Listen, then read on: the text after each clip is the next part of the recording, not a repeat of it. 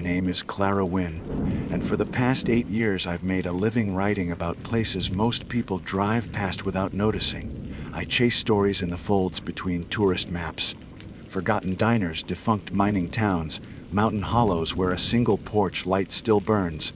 When my editor at Traverse magazine sent me to Appalachia for a Ghost Towns of the Blue Ridge feature, I expected the usual rusted trucks, kudzu choke storefronts, and a lonely post office turned into a church.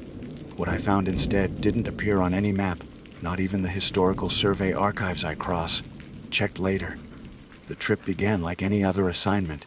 I flew into Asheville in late October, rented a beat-up Subaru, and spent a week following backroads through the Pisgah Forest toward the Tennessee line. The idea was to trace the old rail spurs that once hauled timber before the 1930s Conservation Acts shut them down. Small towns like Bent Fork and Caldwell Gap still clung to life in valleys where time kept its own calendar. I interviewed retirees who remembered when the whistle echoed every morning.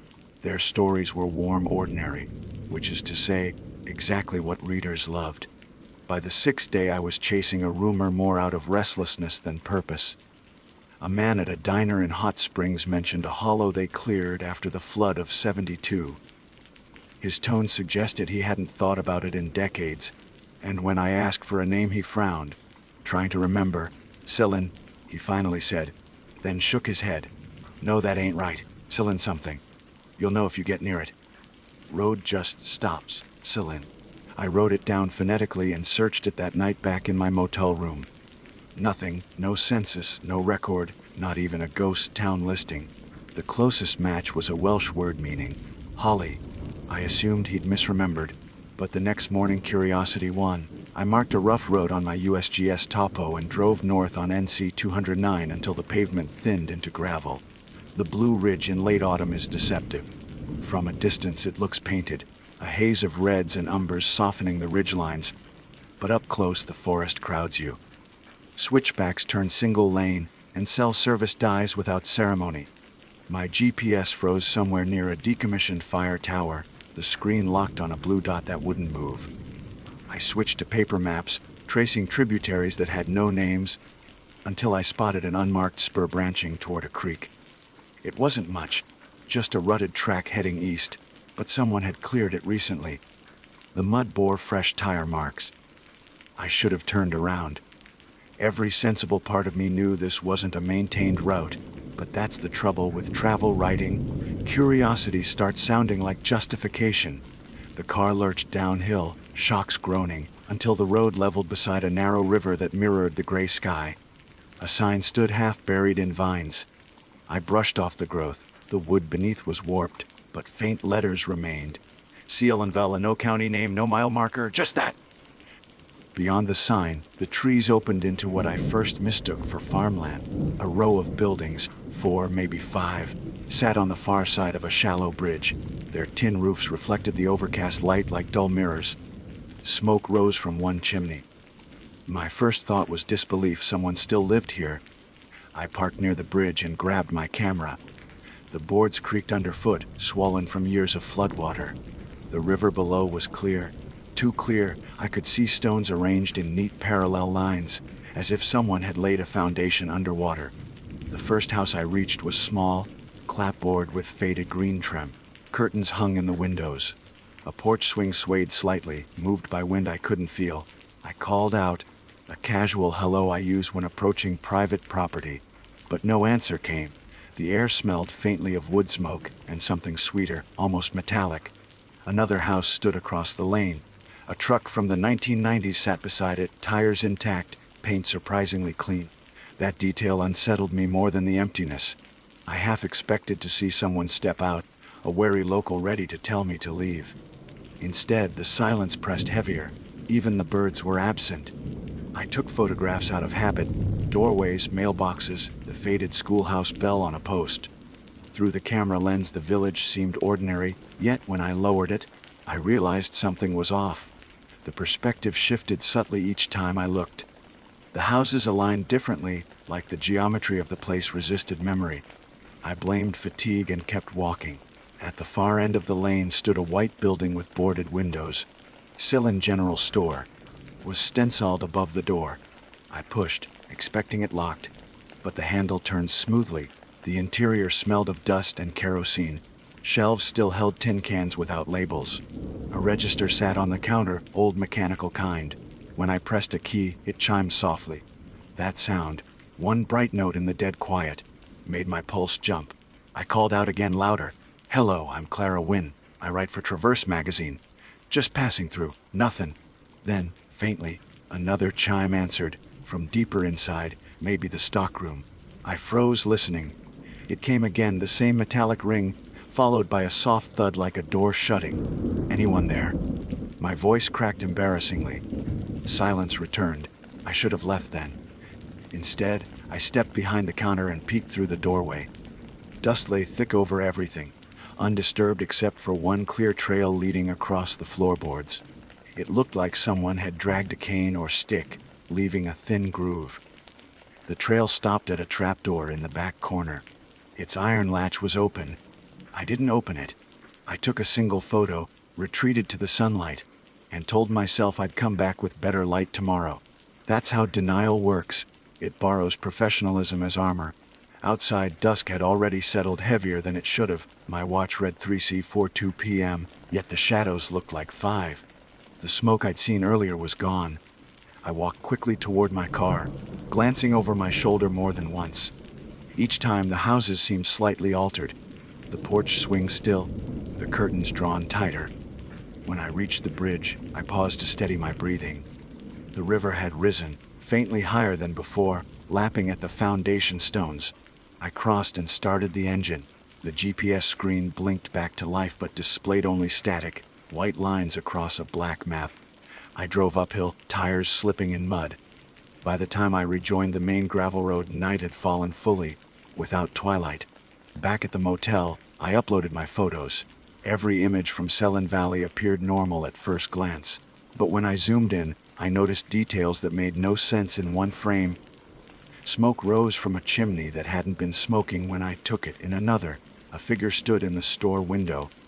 A blur shaped roughly like a person, though the metadata timestamp placed it several minutes after I'd left the building. I checked the next frame. The window was empty again. I told myself it was artifacting, maybe lens flare. Still, unease settled into my chest, the kind that doesn't fade with logic. I opened my notebook to transcribe impressions before memory softened them. My notes read Selin Valley, not on map. 5 houses, store, smoke. Sign of habitation but no people. Geometry strange. I stopped writing after that. The motel walls felt too thin, a hum of the fridge too loud. I left the television on all night. Volume low, just to have another voice in the room. The next morning I drove to the county archive in Marshall.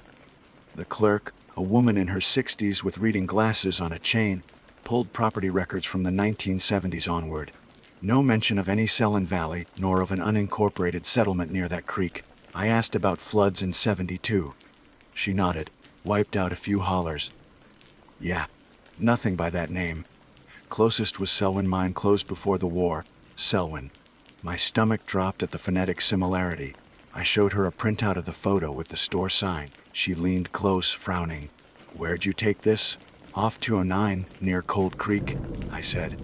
She shook her head slowly. "That bridge has been gone 40 years. County condemned the valley after a slide." I waited for her to smile, to reveal I'd misunderstood. She didn't. She folded the printout toward herself, then pushed it back. "Honey, whatever you saw, it wasn't standing anymore." Outside the courthouse, rain had started, steady and cold. I sat in the car listening to it drum against the roof. Part of me wanted to drive straight to the airport, forget the whole detour. But the larger part, the one that made me a writer, knew I'd go back. Because places don't just vanish. And if they do, someone needs to see what's left. That night I packed extra batteries, printed new maps, and planned my return. I left before dawn, the kind of hour where the air still feels uncommitted to being morning. The motel clerk hadn't arrived yet, so I dropped the key in the slot and took the back road out of town. Fog clung to the river bends. The dashboard clock read 5:13 a.m., though the mountains kept the world dim long after sunrise. I told myself I was returning to verify, to compare what I'd seen with daylight.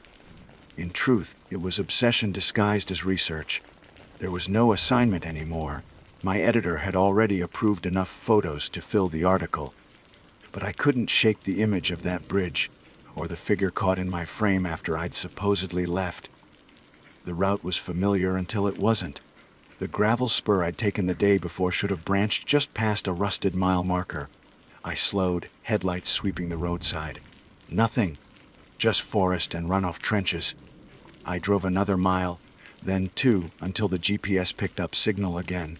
The map displayed a straight road unbroken. I reversed, watching for any sign of tire ruts or cleared brush. Finally, near a stand of hemlock, the faint outline of the track appeared, narrower, steeper, like it had sunk overnight. I turned in anyway. The car protested, tires biting into wet clay. I half expected the bridge to be gone, like the clerk had said, but when the trees thinned, there it was. The same hand-painted sign leaned crookedly beside the creek's ACLYN Veli. I parked and stepped out. The morning air smelled different, colder, cleaner, carrying that electric scent that follows storms. The river below ran higher, spilling over the foundation stones. Yet the bridge looked untouched. Crossing it, I noticed something I'd missed yesterday, nails driven into the railings, each tied with a strip of white cloth. Maybe offerings or warnings. They fluttered in the windless air like breath. On the other side, the village waited in a kind of stillness that felt too measured to be natural. Same 5 houses, same store, only now. The curtains that had been drawn were open. I called out again, louder this time. "Hello!" I came back to speak with someone about the history here. A sound answered, not a voice, but the faint slam of a door. I turned toward the farthest house, the one near the edge of the tree line. A shape moved past the window, quick, human height. Relief and dread hit at once. I hurried down the lane, boots slipping in mud. When I reached the porch, I hesitated before knocking. The door was already ajar. I pushed gently, and it creaked inward to reveal a dim front room. The scent of smoke and something herbal, sage maybe, hung in the air. A fire crackled low in the hearth. "Hello," I tried again. "I'm not here to bother anyone. I'd just like to ask." Movement upstairs interrupted me, soft, measured steps descending. I backed toward the door as a man appeared on the staircase landing. He was maybe in the 60s, lean, wearing a collared shirt buttoned to the neck. His expression was calm in a way that made me uneasy. "You found the road again," he said. His accent was old mountain, rounded vowels, slow cadence. "I didn't mean to intrude," I said quickly. "I'm doing a piece on former mining towns, and this one, Selin Valley, doesn't seem to appear in the archives. I wanted to make sure I hadn't mistaken the location." He stepped onto the floorboards, bare feet silent. "Most don't find it twice." I laughed awkwardly. "Wes, I'm persistent." He studied me a long moment before nodding toward a chair. "You come far." "Asheville, that's far enough." I sat because standing felt rude. The chair creaked under me, its cane seat soft with age. "What happened here?" I asked. "A flood." He looked at the fire, poker unmoving in his hand. "Flood took the mine road?" "Not the valley." "Then why isn't it listed anywhere?" He didn't answer right away. "Maybe it don't belong to where you're from anymore." I tried to smile, to keep things normal. "Could I take a few photos?" "Just the houses, the store. Nothing personal. Pictures fade," he said. "Memories don't, if you carry 'em right." Something about the phrasing unsettled me, but I nodded anyway and stood. When I lifted my camera, he didn't move to stop me. I framed a shot of the room, fireplace, shelf of jars, the man by the stairs, and pressed the shutter. The camera clicked, but the preview screen stayed black. I checked the battery full. Tried again. Still black. "Old things don't like being remembered by new ones," he murmured. "I'll come back later," I said, forcing a polite tone. "Maybe you could tell me more about the mine. Its name, perhaps." He glanced toward the window. "Sun's turning." I followed his gaze. Light outside had dimmed, though my watch read only 9:10 a.m. Clouds moved fast over the ridge, dragging the day with them. When I turned back, the man was gone. No footsteps, no door sound, just absence. The stairs were empty, the fire still crackling low. I stepped outside, shaken but trying to rationalize. Maybe he'd gone out the back. Maybe I'd imagined half of it. My notes from the previous day felt suddenly inadequate, like trying to map a river that refused to stay still. I walked toward the store again, needing something tangible. The front door hung open wider than before. Inside, dust swirled in faint drafts. The trail across the floorboards had deepened as if the wood were soft. I took out my phone to record video this time, panning slowly across the room. My voice on playback sounded strange, too loud against the silence. Then, faint under it, another voice bled through. Not echo, not feedback and distant. Don't stay past noon. I stopped recording and replayed. The phrase repeated, same cadence, though I hadn't heard it while filming. I checked the timestamp. 11:57 a.m. outside. The light had shifted again. Amber, then gray, as if the valley skipped an hour. I packed my gear fast and walked toward the bridge. Behind me, wind picked up at last, carrying the first true sound since morning, a distant, steady hum like wires vibrating. It grew louder as I neared the river. Halfway across, I looked back. Smoke was rising again, from every chimney now. The white cloth strips tied to the nails fluttered wildly, twisting on themselves. The hum turned rhythmic, pulsing in the air. My chest tightened. I broke into a run, boots thudding on the boards. The moment my tires hit the gravel on the far side, the noise cut off. Silence rushed back in. I didn't stop driving until I reached the main highway. My phone buzzed to life with a backlog of messages. Missed calls from my editor, location pings, timestamps that made no sense. The last message I'd sent, according to my phone, was yesterday evening. I'd been gone more than 24 hours. At a gas station, I parked and checked the photos again. The images from that morning were finally visible, but wrong. The man's house appeared intact in one frame, then half collapsed in the next. In the photo of the store, the door was sealed shut with boards nailed in a cross pattern. The final shot, taken as I'd left the valley, showed only forest. No bridge, no buildings. I emailed the files to myself, but the attachments failed to send. Invalid source path, the error read. That night, I stayed at a different motel, one closer to the state line. Sleep came in fragments. Each time I closed my eyes, I heard that hum again, vibrating through the dark like something electrical but alive. Around 2 a.m., I gave up and turned on my laptop. I searched every archive I could access. Mine records, flood data, county plats. Nothing for Selwyn Valley. Nothing for Selwyn either, apart from a defunct shaft closed in 1918. Then, buried in a digitized newspaper from that year, a single headline caught me: 5 families missing after slide at Selwyn Hollow. No follow-up, no recovery notice. Just that. I printed the clipping and laid it beside my notebook. The black and white photo under the headline showed a cluster of houses along a river. The angle was distant, grainy, but I recognized them immediately. The same 5, the same alignment. I sat there until dawn, the screen's glow fading into daylight, trying to convince myself it was coincidence. But the timestamp on my photos said otherwise, October 27, 1918. I didn't tell anyone about the timestamps.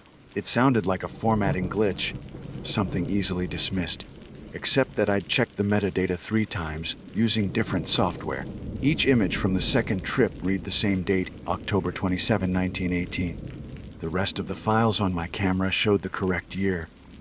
Only the Selwyn Valley sequence had shifted back a century. By morning, I'd almost convinced myself the data corruption explanation was enough. But that logic crumbled the moment I saw my reflection in the motel mirror. I looked older, just subtly, a half step off. The kind of difference you'd notice in someone you hadn't seen for months. Not a day. Maybe it was exhaustion. Maybe not. I drove to Marshall again, this time straight to the county museum, a small white building across from the courthouse. Inside, the curator, an elderly man in suspenders and a bolo tie, listened politely as I described what I'd found. When I mentioned the lost families of Selwyn Hollow, his posture stiffened. "That's not a story we like to tell," he said finally, "because it's tragic." He studied me for a long beat. "Because it doesn't end right." He went into the back room and returned with a bound ledger, brittle pages held together by tape. He laid it open on the desk.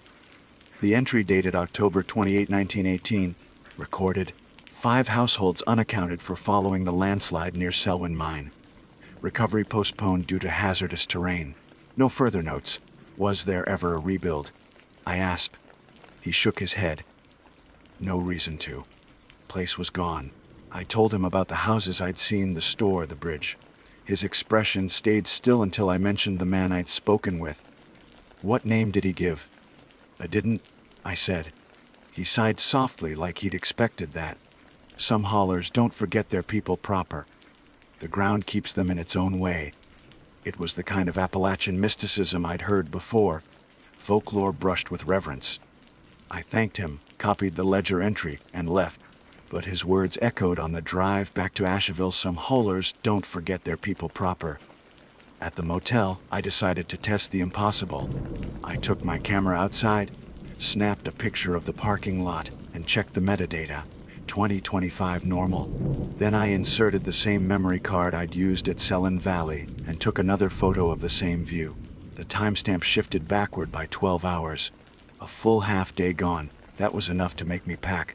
I booked an earlier flight home, emailed my editor that the feature would focus only on named ghost towns, and promised to send the draft next week. She didn't question me, but I couldn't stop thinking about that phrase, don't stay past noon. It had felt like a warning, and warnings, I'd learned, usually mean there's still something left to lose. 2 nights later, as I packed my final bag, I noticed movement outside my motel window. The curtains shifted faintly, though the air conditioner was off. I pulled them open.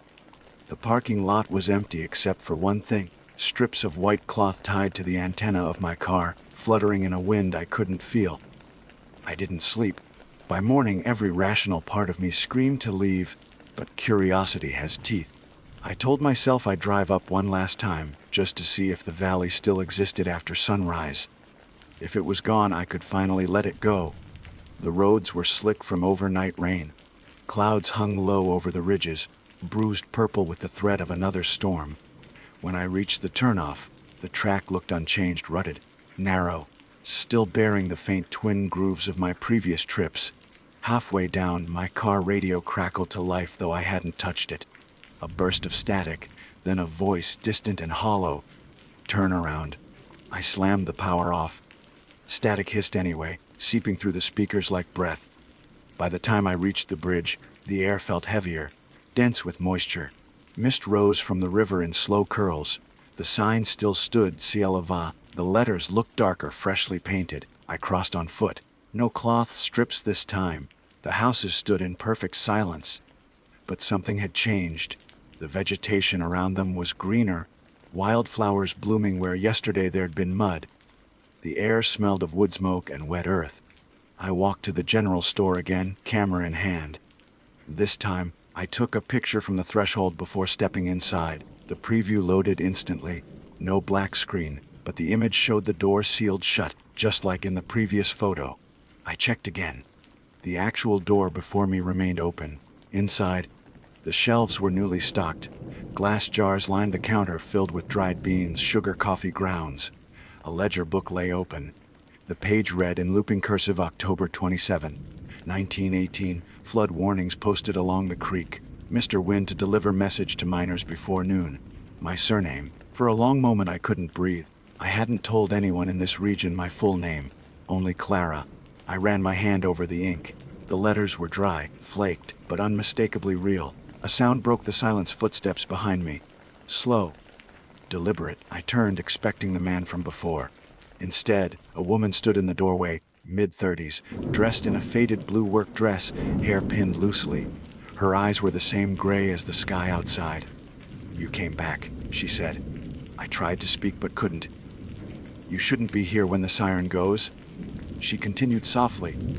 It calls the mountain back. I'm not staying. I managed. I just needed to know what this place is. It's what's left when people forget the living too long, she said, was stayed to warn them. Then time forgot us instead. A deep rumble rolled through the floorboards. Outside, the air grew darker, not cloud dark but earth dark, as if soil itself hung overhead. The sound deepened to a groan. "You have to go," she said. "It's noon." The old clock on the wall ticked to 12 with a hollow clang. The light outside flared white. I turned and ran, camera clutched in my hand. The air buzzed thick with static, like 1,000 unseen wires vibrating at once.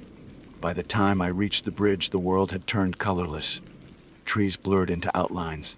I crossed at a sprint, lungs burning. Behind me, the rumble rose into a single, immense sound.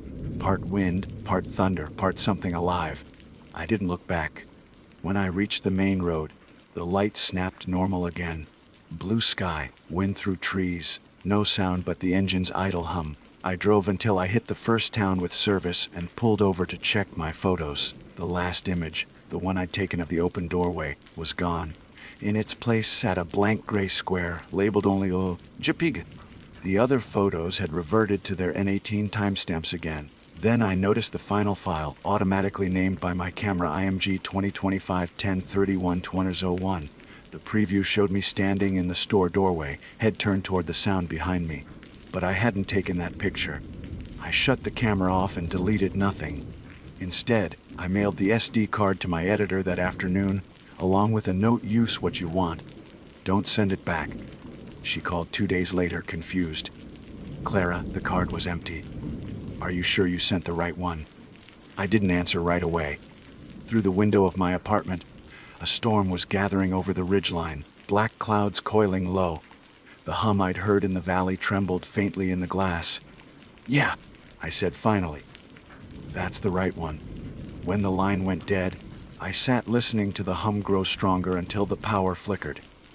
Somewhere outside, a single bright chime rang out, echoing through the wind. Clear, metallic, like an old register key pressed once more. I spent the next week trying to be normal. That's the easiest lie a person can tell themselves. That routine can drown out the uncanny. I wrote half an article about roadside motels, made coffee every morning, pretended the ringing in my ears was just leftover altitude hum from the mountains. But silence doesn't mean absence. It just means something's waiting for a quieter hour. 3 nights after the call with my editor, my neighbor knocked. She was holding one of my mail parcels misdelivered. "You gettin' fan stuff now?" she asked, joking. The return address on the padded envelope said Selin Press, Asheville, NC. I didn't remember subscribing to anything by that name. Inside was a single object, a black and white photograph, printed on thick fiber paper. The image was grainy but clear enough. 5 houses, a small bridge, and a figure in the middle distance. Me. I flipped it over. The back: October 27, 1918. Found again. I didn't sleep that night. The hum returned around midnight, faint but steady, vibrating in the floorboards. My apartment was on the 2nd floor, no source for that sound. I put my ear against the wall. It was stronger there, like a current running through the plaster. The next morning, I tried to track down Selin Press. No business registration existed, no local listing, no trace online. Only an archived mention of a family-run print shop closed since 1921. I shut the laptop and stared at the photo again. In daylight, the image looked older than it had under the lamp. I could see cracks in the paper, edges singed like it had survived heat. I told myself I'd throw it away. I didn't. Instead, I locked it in my desk drawer and went for a long walk, hoping distance would dissolve obsession. It didn't. By late afternoon, I found myself driving aimlessly west, following the skyline highway until the mountains reappeared. I told myself I wouldn't go back, that I just needed to see the ridges, prove they were still solid. But every turn seemed to tilt toward the same direction. Signs blurred past Waynesville, Trust, Hot Springs. Then the smaller ones: Cold Creek, Fines Gap, until the landscape narrowed into that familiar tunnel of hemlock and shadow. When I reached the spot where the old spur should have branched off, I stopped. The track was gone. Not overgrown. Gone, like it had never been carved. I stepped out of the car and walked the shoulder. Rain began to fall in fine mist. My boots sank in mud where the ruts should have been. I turned back toward the car, and that's when I saw it, a strip of white cloth tied to my side mirror, fluttering weakly in the rain. I drove back to Asheville in silence, the wiper blades thudding like a metronome. I knew I was done pretending. Some things don't let go just because you leave. The following day, I visited the university library. If folklore had answers, maybe I could at least frame the mystery in language. The Appalachian Studies archivist, a woman named Dr. Naomi Lister, listened as I described the valley, leaving out the impossible parts at first. Her eyes narrowed when I mentioned the 5 families lost in 1918. "That's part of what they call a return hollow," she said. "Mountain belief says certain places reset themselves after disaster. Like a wound that keeps scabbing over. You can step into the new skin and not realize you're in the scar." "That's poetic," I said, though my throat felt tight. "Does anyone ever prove it?" She gave a small smile. "Proof isn't the point. It's about remembering where not to walk." Before I left, she pulled a map from a drawer. A century-old mining survey, yellowed and brittle.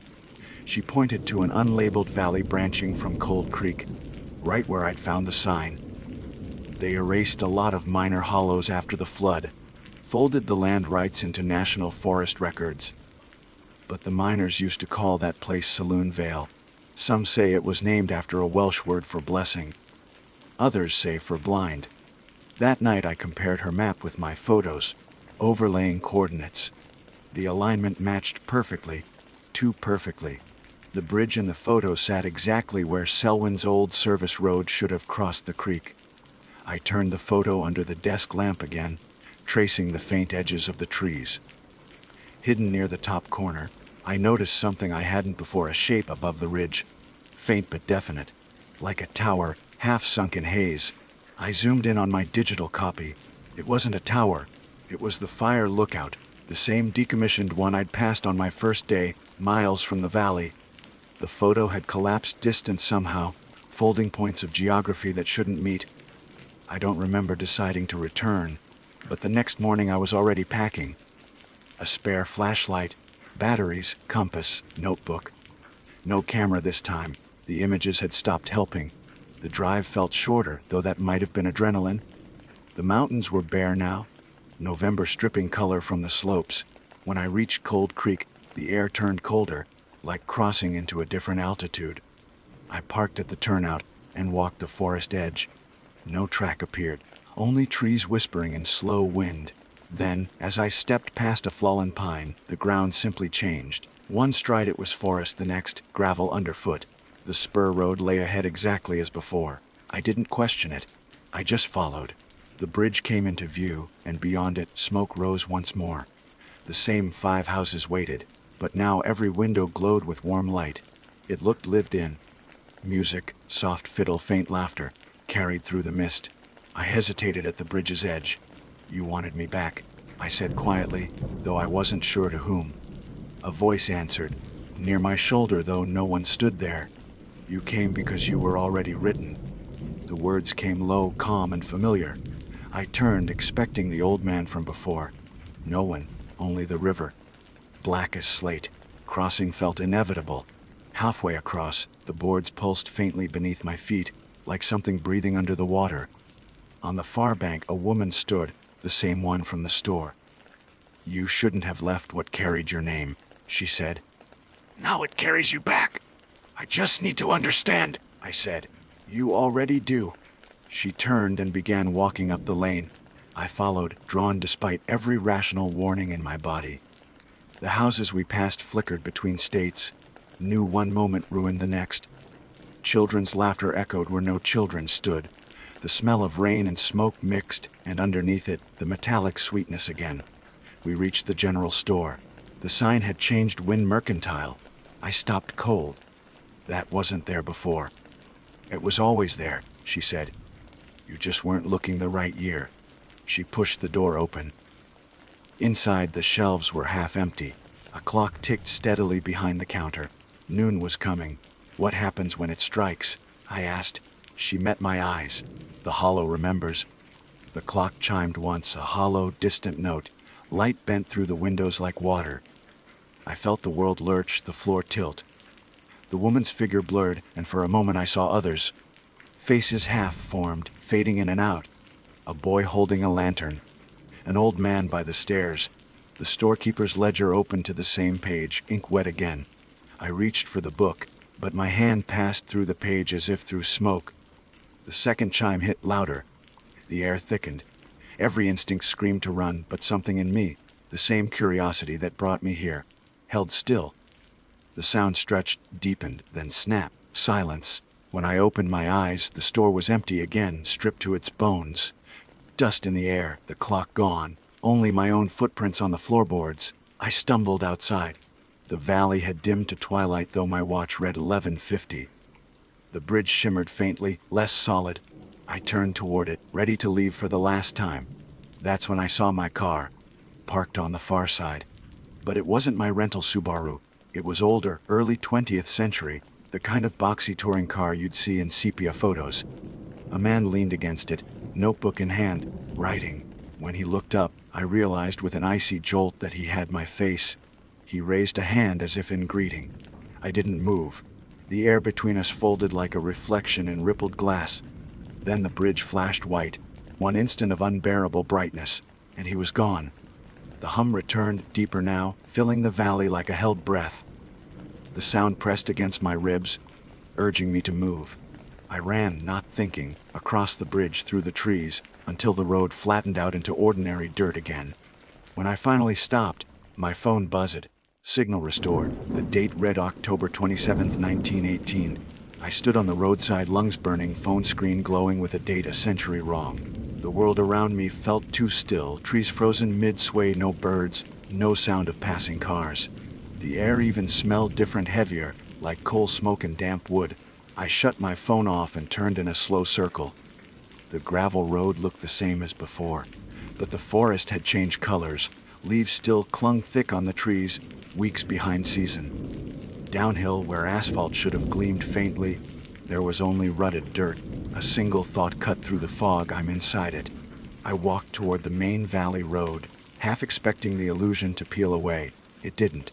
A mile on, I found a milepost marker carved into stone, initials chiseled by hand, SMC 1916, the same county abbreviation as Marshall's historical district. There was no sound of planes, no hum of distant highway. Just wind and the occasional echo of water somewhere far off. The quiet wasn't empty, though. It had texture, like listening to a seashell. Every breath carried that deep vibration I'd mistaken for tinnitus. The ridge opened suddenly, revealing the valley below. Smoke rose from chimneys. The 5 houses, the bridge, everything in place. But the details were new. Bright paint, glass windows whole, paths swept clean. Life moving where ruin had been. I started down before I could think better of it. My footsteps crunched loud in the hush, and almost immediately I saw people, a man splitting wood near the store, a woman hanging laundry. The sight should have flooded me with relief, but all I felt was a strange vertigo, like seeing actors walk off the stage into the seats. The woman looked up as I approached. "You're not from the mine," she said, friendly but guarded. "No," I said. My voice sounded thin. My car broke down." She frowned at the unfamiliar word but nodded toward the store. "Mr. Wynn might have a horse to lend." The name hit like static in my chest. "Wynn, storekeeper." She pointed at the white building. "He handles the ledgers." I thanked her and walked on, mind spinning. The sign above the door indeed read Wynn Mercantile, the same as before but painted fresh. Inside, the air was warm with kerosene and spice. Shelves stocked, clock ticking steady. Behind the counter stood a man in his 40s, sleeves rolled, ink-stained hands sorting papers. He looked up. His face wasn't mine, but close enough to jolt me. A familiar slope of the jaw, the same eyes. "Morning," he said. "You from the telegraph crew?" "No, I stopped." Lying suddenly felt dangerous. "I'm just passing through." He smiled faintly. "Not many pass through here. You'd have to mean to." I glanced at the ledger on the counter. The page was dated October 26, 1918. Ink still wet in places. My pulse hammered. "You're Wynn, Thomas Wynn." He extended a hand. I shook it automatically. His grip was firm, warm, alive. "And you are." I hesitated. "Clara," he nodded, repeating the name under his breath, like tasting it. "Family up this way. Maybe once," I said, truth twisting itself to fit. He laughed softly. "Everyone's got kin in these hills if you dig deep enough." A bell rang outside. The old iron one by the schoolhouse. People began calling to each other, hurried urgent. Wynn stepped to the window. "They're warning for the slide," he said. "Rain's been heavy 2 nights now. Creek's rising." I remembered the newspaper clipping. The date October 27, 1918. "How bad will it get?" I asked. He shrugged. "Hard to tell till morning. You'd best stay the night. Safer inside than climbing that road in the dark." The word night dropped like a stone in my stomach. But leaving now meant facing a forest that wasn't mine anymore. "All right," I said quietly. He led me upstairs to a small room overlooking the bridge. A brass lamp burned low. The view outside shimmered faintly, as if the air itself were thin. "If you need anything," he said, "I'll be below." When he left, I sat on the narrow bed, trying to make sense of the physics of it. Wormholes, fractures, some magnetic anomaly tied to the valley's isolation. But part of me already knew this wasn't science. It was memory with gravity. Sometime after midnight, the hum returned. Not faint this time, but deep and resonant, shaking the window panes. I went to the glass. Down in the street, people moved with lanterns, gathering supplies. The river had swollen past its banks, glimmering with reflected firelight. Then a flash, white, like lightning but soundless. The air smelled of ozone. For one instant I saw the valley as I'd first found it, the houses ruined, roofs caved, bridge half gone. Then the image blinked back to present. The living overlaying the dead. A knock on the door made me jump. Thomas stood there, rain slicker over his shoulders. "The ridge road washed out," he said. "We're heading up a higher ground. You coming?" "Yes." We joined the others by the bridge. The water rushed loud, full of debris. I counted maybe 20 people. Men, women, children, all watching the dark shape of the river climb. No one spoke above a whisper. Thunder rolled across the ridge, though no lightning followed. Thomas turned to me. "Strange thing," he said. "Every time this happens, feels like we've been through it before." I wanted to tell him he had, that this night would trap them forever in its loop. But the words stuck. "How do you tell the dead they're already gone?" A child started crying. Someone hushed him, eyes wide on the water. The hum deepened, blending with the river's roar, until both became one massive sound. "Time to move," Thomas shouted. The group began climbing toward the store. I followed, mud sucking at my boots. Halfway up, the ground quivered. Behind us, the bridge groaned. Then, silence, a pause before collapse. The sound came like a mountain breathing out. We reached the porch as the valley gave way. Trees ripped from their roots, water churning with stones. The air filled with dust and rain. Someone screamed. A raw, human sound swallowed instantly by the roar. Through it all, Thomas stood at the edge of the porch, watching as if memorizing. When the shockwave hit, it knocked me off my feet. He caught my arm, pulling me upright. "Run for the ridge," he shouted. But when I looked up, there was no ridge, just blinding white light pouring through the rain. Then everything folded. I woke in the same room, dawn light pale through the curtains. My clothes were dry clean. The window showed calm river, intact bridge, the same 5 houses. No sign of flood downstairs. The store was quiet.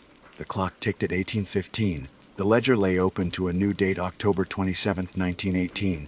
The ink shimmered wet. Thomas wasn't there. No footprints, no voice from the back. Only a single object on the counter, my phone, screen dark, casing smeared with mud. I picked it up. The battery was drained, but when I pressed the power, it flickered once, then displayed a message I'd never typed: "Don't forget us." Then it shut off completely. I left the store, heart pounding, and crossed the bridge. The valley lay hushed under mist. When I turned to look back, the buildings were already fading, edges dissolving into fog.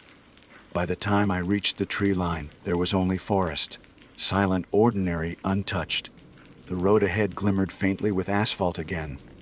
A car engine idled somewhere distant, a sound from the right century. I walked until I found my rental, parked crooked at the turnout, headlights still on. The dashboard clock read 11:59 a.m. October 27, 2025. As I sat behind the wheel, the hum faded from my bones at last. But the silence it left wasn't relief, was absence, like something had been erased too cleanly. I drove back toward town without looking in the mirrors. Still Still halfway down the highway, curiosity made me glance once. For just a second. Reflected in the rear window, 5 faint columns of smoke rose from an invisible valley, curling steady into the blue. I thought I'd left the valley behind. But the problem with things that never officially existed is that they don't stop existing just because you drive away. 2 days after I got home to Asheville, I woke before dawn to the smell of rain, sharp, metallic, the way it had smelled in Selin Valley. My phone, which had been dead since that morning, buzzed once and lit up.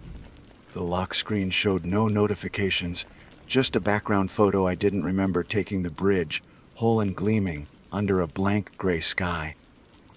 I deleted it immediately. It returned. I stopped trying after the 5th time. I spent the day writing, forcing myself to focus on deadlines that suddenly felt like fiction. The valley kept bleeding into everything. The way sunlight hit the window, the sound of distant traffic mimicking that endless hum.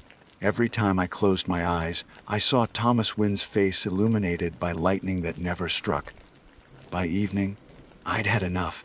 I drove to my sister's house 2 towns over, pretending I just needed company. She poured me coffee, noticed the circles under my eyes didn't press. When she asked about the assignment, I told her it was fine, just one of those long-winded mountain pieces. "You get what you needed?" she asked. "I got something," I said, not sure what. She smiled the way people do when they don't understand but care enough to try. I envied her ignorance. That night I woke to footsteps in the hall. Her house is old. Creaks are part of its vocabulary. But these were deliberate, measured, unhurried. I slipped out of bed and opened the door. The hall was empty, moonlight pooling at one end. At the far wall, where the photographs hung, one frame was askew. I fixed it absently, then froze. The photo inside wasn't hers anymore. It was mine. The same 5 houses. The bridge and standing beside the store. Thomas Wynn, eyes fixed straight at the lens. I took the frame off the wall. Behind the glass, the paper was damp to the touch, like it had been out in the rain. My hands shook. I set it face down on the table and didn't sleep again until dawn. In the morning, my sister noticed the frame missing. "That one fell overnight," she said casually. "Must have been the wind." She lifted it before I could stop her. The image was gone. Blank sepia paper, edges curled. I left before breakfast. Back home, the apartment felt slightly rearranged, as if someone had been moving through it with quiet purpose. The drawers were half open, the desk lamp tilted. On the kitchen counter lay a new photograph. The same scene again, but with one difference. A 6th house stood behind the others, small, dark-roofed, with a sign over the porch I couldn't quite read. I stared until the letters came into focus. Wynn, lodgings. I didn't own a cabin. I'd never lived anywhere near a valley. Yet the longer I looked, the more familiar that 6th house felt, like the memory of a dream I'd forgotten for years. That afternoon I called Dr. Lister, the archivist who'd shown me the map. When I told her what had happened, she didn't sound surprised. "Sometimes places like that choose a keeper," she said. "Someone to carry what they can't hold anymore." "I didn't agree to that," I said. "Doesn't need agreement," she replied gently. "Only return." The line went dead before I could answer. That evening, thunder rolled over the mountains. Rain followed in heavy sheets, pounding against the windows.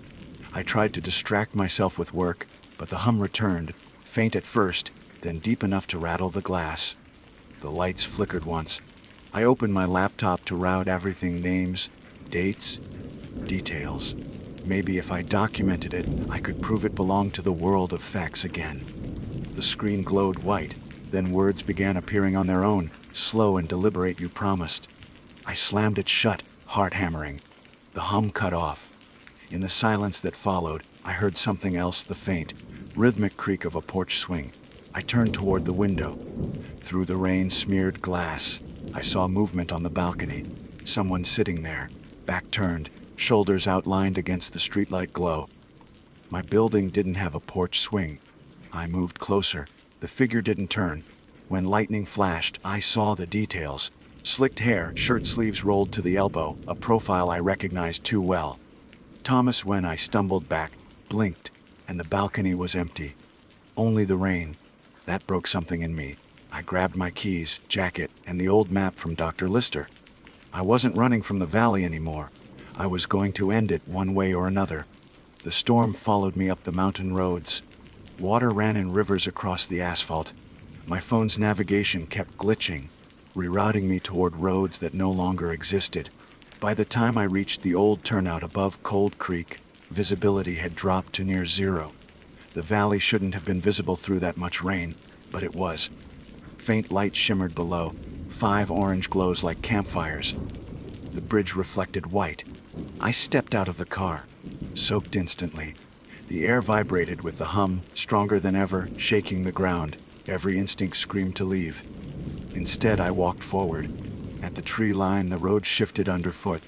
Just like before, one moment asphalt, the next gravel. The world exhaled, and I was back on that familiar slope leading down. The lights brightened as I approached. The houses stood intact, smoke curling from each chimney.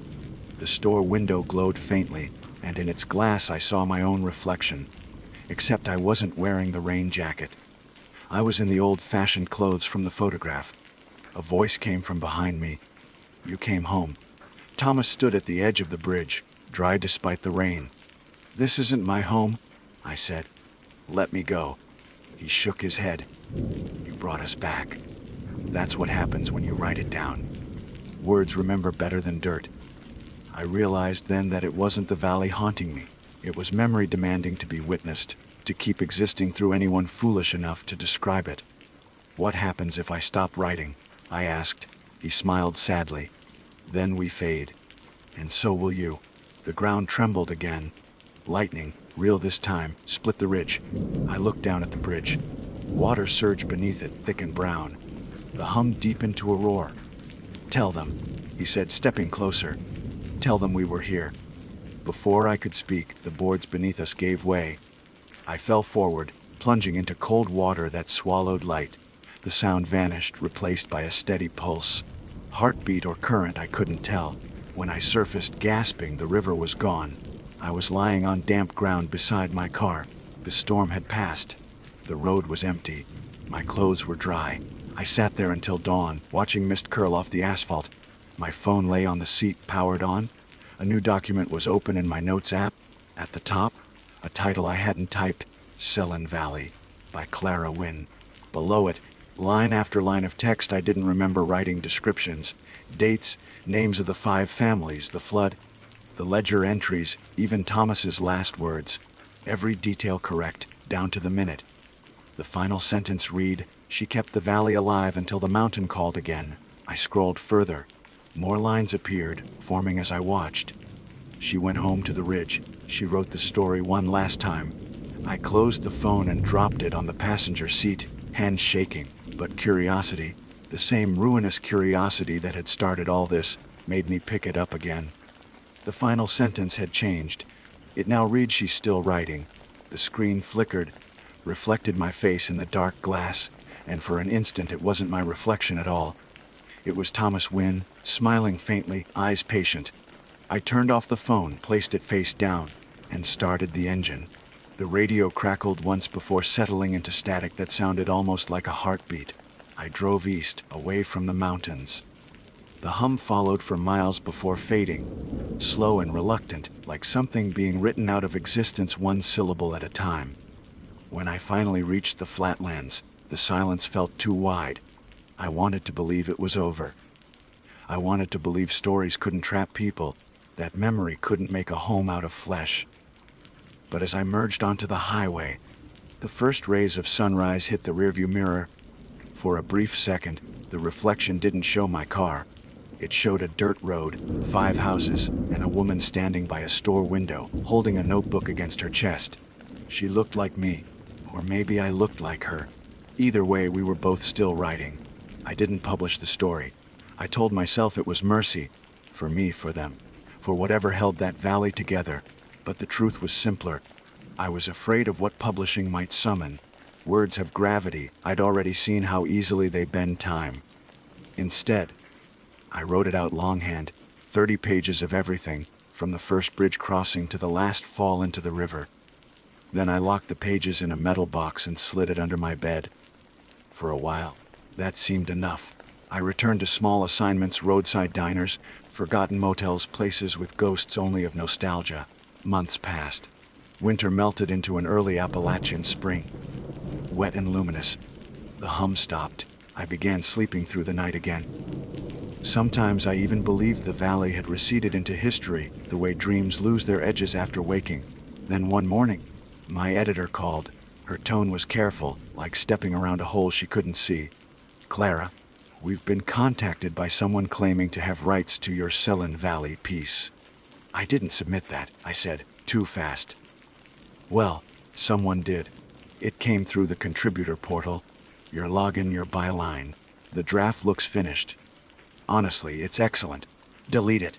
She hesitated. "Are you sure? We were considering it for the cover." "Delete it," I said again and hung up. I didn't remember writing a draft, but when I checked my laptop, there it was. File dated 3 nights earlier. When I'd been asleep, I opened it slowly. Every paragraph matched the notes I'd locked away, except for the ending. The last line read, "She kept her promise and went home to stay." I searched the file properties. The author field listed a different name. Thomas Wynne. That was when I realized the writing wasn't over, it was rewriting me.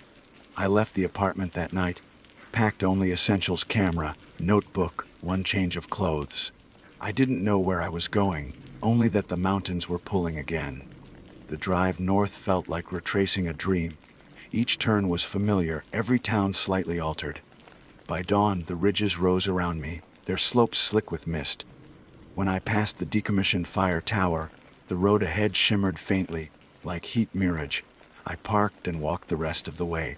The forest was silent except for the drip of melting frost. The creek ran high, swollen from spring thaw. I found the spot where the bridge should have been, only the water now, smooth and endless. No sign of the road, no posts, no valley. Just a field of fog pressed low against the river. I waited. Hours passed, or maybe minutes. The light changed direction twice. Then, without sound, the fog opened, and there it was, the valley whole again. The 5 houses, smoke curling gently, as if no time had ever passed. I stepped forward once, twice, expecting the mirage to break. It didn't. The air thickened, warm and damp. My reflection rippled in the water, and for a moment, there were 2 of me, one on each side of the bridge. I crossed without remembering the first step. Selin Valley welcomed me like it had been waiting. The air smelled of earth and rain. I could hear faint laughter somewhere distant, the ring of a hammer on wood. Every window glowed soft with lamplight, like it was evening perpetually suspended. The general store door stood open. Inside, Thomas was there, sitting at the counter, ledger in front of him. He looked up and smiled the same calm smile as before. "I tried to stop it," I said. "I know." He gestured to the empty stool beside him. "But you can't stop what remembers itself." "Then why me?" "Because you looked long enough to see us. That's all a place ever needs." I sat, rain dripping from my coat. The ledger lay open to a blank page. Beside it sat a pen, my pen, the one I'd lost weeks ago. He nudged it toward me. "Write it right this time." My throat felt tight. "What happens if I do?" He didn't answer. Just waited, the hum faint under the floorboards, like breath through stone. I picked up the pen. The ink flowed immediately, black and smooth. I wrote what I'd seen: the flood, the lost families, the way the valley folds over time like a wound trying to heal. I wrote about Thomas Wynne, the store, the bridge, and finally I wrote about myself, how curiosity became a door, and how some doors never shut behind you. When I finished, the hum quieted, the air stilled. Thomas closed the ledger gently. "There. Now it's told." I felt lighter, almost dizzy, as if something had been pulled out of me. The room dimmed, not darker but quieter somehow. "Will I get to leave?" I asked. "You already did," he said. "You just came back to remember." He stood, extended his hand. "Walk with me." We stepped outside. The village glowed in soft twilight. Children ran past, laughing. The river gleamed silver. It looked impossibly peaceful, like an old photograph made real. At the bridge, he stopped. "Every story ends where it begins," he said. "Go on, Clara." The world will remember enough for both of us. I hesitated. The air shimmered again, the edges of the valley fraying into fog. I turned to him. What happens to you? He smiled faintly. Go quiet. That's all any ghost ever wanted. Then he stepped back into the mist and I couldn't see him anymore. The hum faded. When I opened my eyes again, I was standing beside my car, sun high above the ridge. The river ran smooth and unbroken. The bridge was gone. In the passenger seat sat my notebook. The pages were dry, filled with writing I didn't remember finishing. The last line read, "She walked out of Selin Valley and didn't look back." I closed it and started the engine. The radio turned on by itself, static at first, then faint fiddle, distant, half lost. I let it play. Back in Asheville, I turned in my final article. Not the valley story, but something quieter about the way maps forget. My editor called it haunting. She didn't know how right she was. A month later, the metal box under my bed was empty. The handwritten pages gone. Only a strip of paper remained, folded small. Selin Valley, established 1918. Remembered 2025. I keep it in my wallet now, creased and fading. Some nights, when the world goes too still, I swear I can hear that hum again, faint as the low note of a cello, deep in the bones of the mountain. I've stopped fighting it. Memory isn't always a prison. Sometimes it's just a place that doesn't know how to end. The last thing Thomas said keeps echoing in my head. Go on, Clara. The world will remember enough for both of us. So I do what I always do, I write. I drive the old roads, I listen. And every now and then, when fog lies heavy in the hollows, I see the outline of 5 houses through the trees, smoke rising steady and pale. Then it fades, as it always does. Maybe the valley's gone for good this time. Maybe it's waiting for someone else to look long enough. Either way, the story keeps itself alive.